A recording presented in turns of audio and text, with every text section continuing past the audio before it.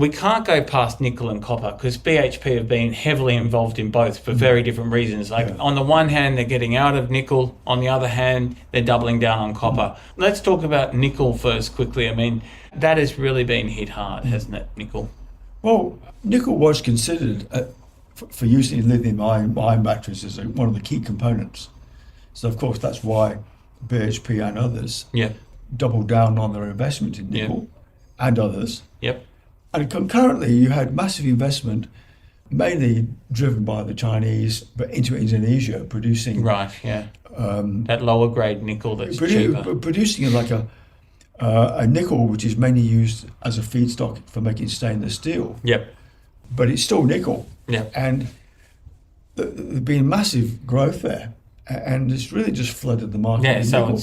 So though it's a different nickel in a different form, which most of it you can't use in batteries, nevertheless, the price of nickel has collapsed. Yeah.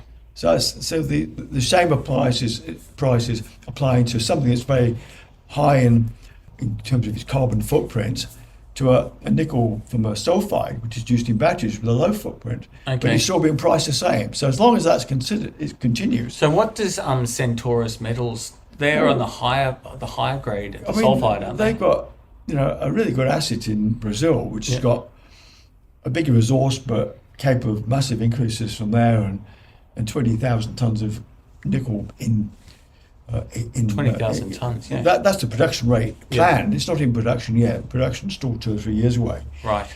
But clearly the share price is right down because the nickel at the moment price is... So would you be holding on to Centaurus? Well, I would probably hold on to it because it is seen to be heavily backed or well backed by people that want it to succeed with the battery makers. Okay. And people that can offer finance.